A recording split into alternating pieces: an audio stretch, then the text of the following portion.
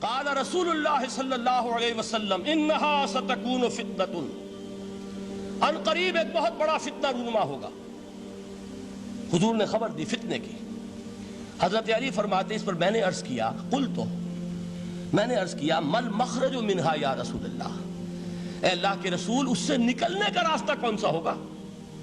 دیکھیے یہ لکھا ہوا ایگزٹ، نکلنے کا راستہ، اور عام طور پر آپ نے دیکھا ہوگا بڑے ہالز میں یہ سرخ روشنی ہوتی ہے، اس میں اس کا اہتمام کیا جاتا ہے کہ اگر خدا نہ خواستہ کوئی حادثہ ہو جائے لوگوں کو معلوم ہو نکلنے کا راستہ کون سا، یہ مخرج ہے۔ حضور نے خبر دی کہ فتنہ ہوگا۔ تو دیکھیے میں ایک بات عرض کیا کرتا ہوں، ذرا توجہ کیجئے، ہمارا حال کیا ہے؟ ہم بڑے ریشنلسٹ قسم کے لوگ ہیں، یہ زمانہ ریشنلزم کا ہے۔ اگر ہم ہوتے تو کیا پوچھتے؟ وہ فتنہ کیا ہوگا، کیوں ہوگا، کہاں سے آئے گا؟ ہمارے سوال یہ ہوتے ہیں، کب آئے گا، کیوں، کہاں، کب، کیسے؟ ان سب کی حیثیت علمی سوالات کی ہے۔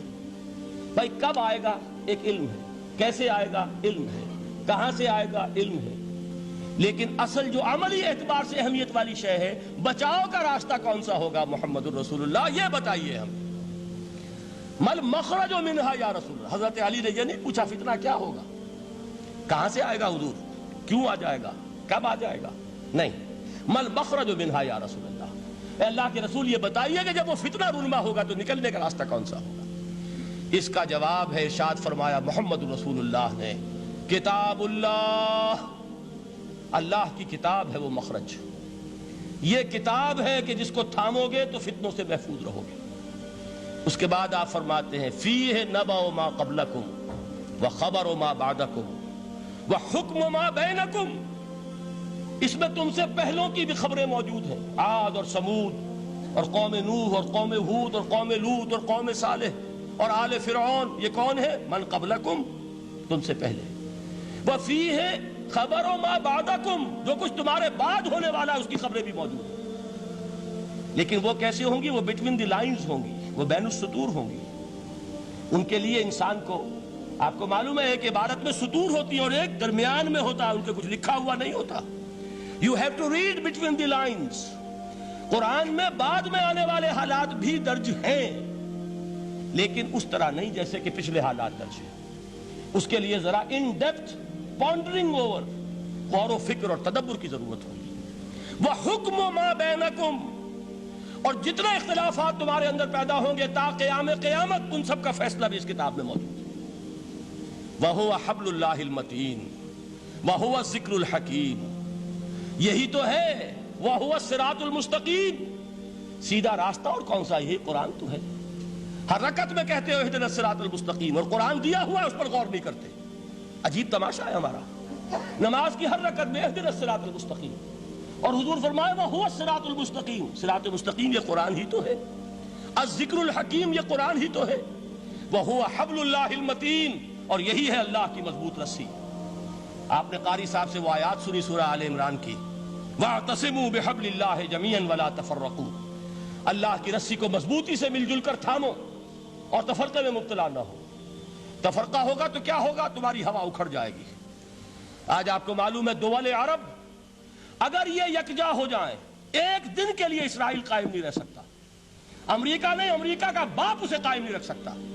اگر امت عرب ہی جمع ہو جائے، عالم اسلام تو بڑی شے ہے، جو وسائل ان کے پاس ہیں، جو اللہ تعالیٰ نے ان کو نعمتیں عطا فرمائی، لیکن افتراق، انتشار، اختلاف، جتھے بندی، گروہ بندی، دھڑے بندی، اس نے اسرائیل کا خنجر ان کے سینے میں پیوست کیا ہوا ہے۔ اس لیے کہ فَتَذْهَبَ رِيحُكُمْ، اگر تم اختلاف کرو گے تو تمہاری ہوا اکھڑ جائے گی، آج وہ ہوا اکھڑ چکی ہے۔ تو فرمایا وَاعْتَصِمُوا بِحَبْلِ اللَّهِ جَمِيعًا وَلَا تَفَرَّقُوا، اللہ کی رسی کو مضبوطی کے ساتھ مل جل کر تھامو اور تفرقے میں مت پڑو۔ حضور فرما رہے ہیں وہ اللہ کی رسی کون سی؟ ہوا حبل اللہ المتین، یہی قرآن ہے اللہ کی مضبوط رسی۔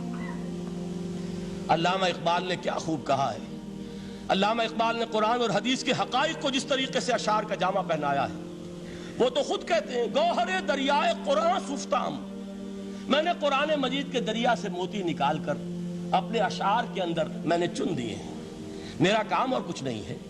موتی کوئی بھی غواص پیدا نہیں کرتا، دریا کی گہرائی سے نکال لاتا ہے۔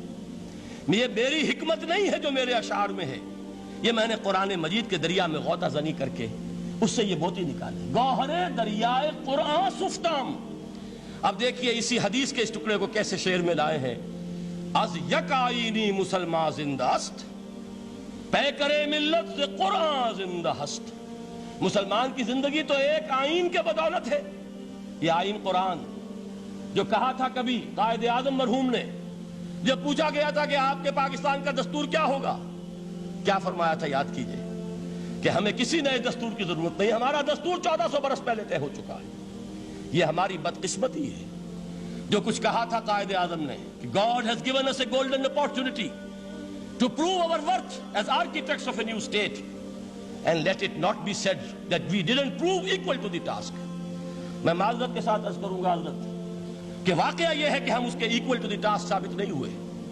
قائد اعظم کا دیا ہوا پاکستان آج دنیا میں موجود نہیں ہے، اس کا ایک حصہ اپنے نام سے دستبردار ہو کر بنگلہ دیش بن چکا ہے، اس نے اپنی تاریخ کو خیر بات کہہ دیا ہے، حالانکہ مسلم لیگ کی جنم بھومی ڈھاکہ ہے۔ 1906 میں ڈھاکہ میں مسلم لیگ نے جنم لیا تھا، اور اگر وہ صرف ہم سے علیحدہ ہوتا یہ گہرا صدمہ ہوتا، لیکن یہ کہ اس نے جب نام بدلا ہے در حقیقت اس نے اپنے تاریخ سے اپنے پس منظر سے استعفیٰ دیا ہے۔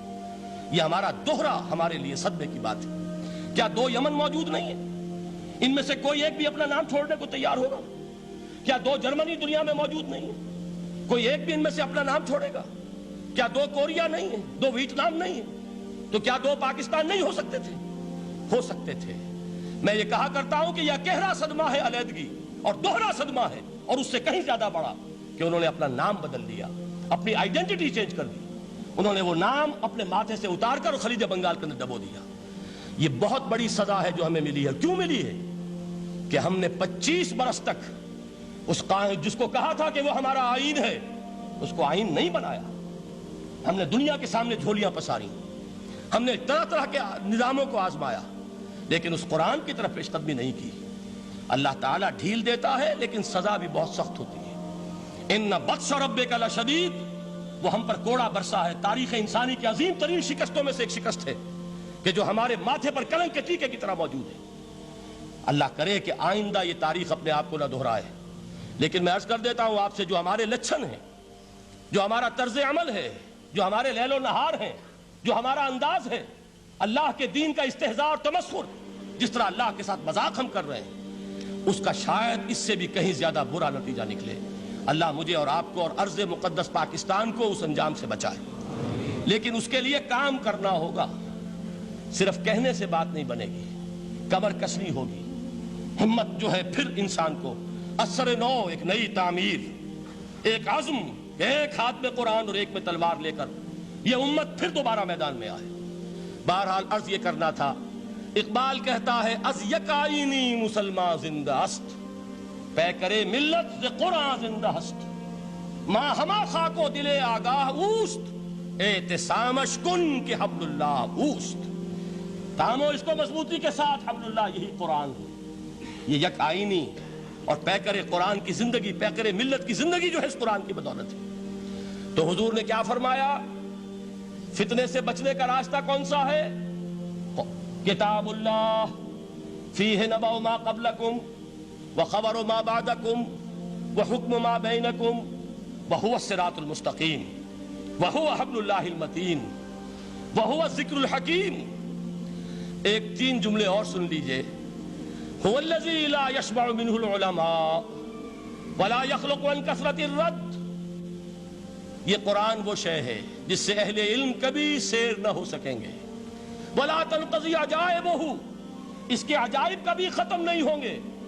یہ ہیروں کی وہ کان نہیں ہے کہ جو کبھی خالی ہو جائے کہ سارے ہیرے نکل چکے اب مزید ہیرے نہیں ہیں، نہیں، علم اور حکمت کے ہیرے اور ہدایت اور حکمت کے موتی اس میں سے ابد الآباد تک نکلتے رہیں گے۔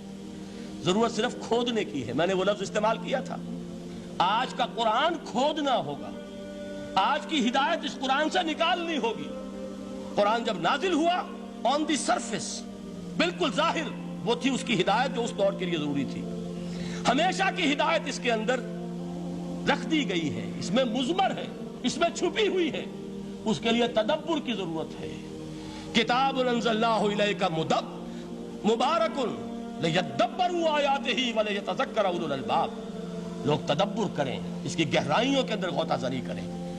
لا تنقضی عجائبہ، اس کے عجائب کبھی ختم نہیں ہوں گے۔ ولا یشبع منہ العلماء، اہل علم کبھی اس سے سیر نہیں ہوں گے۔ آپ کو سخت بھوک لگی ہوتی ہے اور کھانا کھانے کے تھوڑی دیر کے بعد اب آپ کا ہاتھ رک جاتا ہے، سیر ہو گئے، بہترین کھانا ہے لیکن نہیں کھا سکتے۔ اگر عام حالات میں وہ آتا تو کبھی نہ چھوڑتے، لیکن اب وہ آپ کا میزبان کہہ رہا کچھ اور لیجئے، تناول فرمائیے ذرا یہ بھائی نہیں میں اب بھر چکا، یہ آپ کہتے ہیں کہ نہیں؟ حضور فرمائے یہ قرآن وہ شے نہیں ہے جس سے اہل علم کبھی سیر ہو سکے، ان کی پیاس بڑھتی چلی جائے گی، ان کے اندر quest of knowledge, search for wisdom بڑھتی چلی جائے گی۔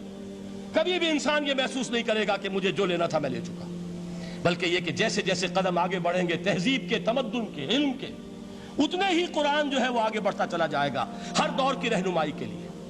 لا تنقضی عجائبہ ولا یخلق عن کثرت الرد، بار بار کے پڑھنے سے اس پر بوسیدگی طاری نہیں ہوگی۔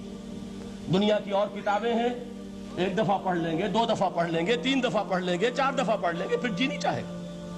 لیکن یہ کتاب وہ ہے، امام شافعی کا میں واقعہ آپ کو سناتا ہوں۔ وہ یہ کہتے ہیں کہ ایک مرتبہ میرے ذہن میں یہ سوال آ گیا کہ اجماع کے لیے بھی قرآن مجید میں کوئی سند ہے، دلیل ہے؟ سب مانتے ہیں کہ اجماع جو ہے سورس ہے قرآن کے اسلامی قانون کی، جس پر کہ امت کا اجماع ہو جائے۔ تو کہتے ہیں میں نے 300 مرتبہ قرآن پڑھا اول سے آخر تک، صرف اس دلیل کی تلاش میں۔ 300 مرتبہ مجھے نہیں ملی، 301ویں مرتبہ جب پڑھ رہا تھا مجھے روشنی مل گئی۔ وہ یبتغی غیر سبیل المومنین کے جو الفاظ آئے ہیں، نُوَلِّهِ مَا تَوَلَّىٰ وَنُصْلِهِ جَهَنَّمَ، جو کوئی شخص مسلمانوں کے راستے کو چھوڑ کر کوئی اور راستہ اختیار کرے گا ہم اسے اسی کے حوالے کر دیں گے اور جہنم میں پہنچا دیں گے۔ معلوم ہوا مسلمانوں کا جس پر اجماع ہو جائے اس کو بھی ایک سند حاصل ہے۔ یہ مسلمانوں کا مجمع علیہ ایک راستہ ہے، اس کو بھی ایک سند اور دلیل کی حیثیت حاصل ہے۔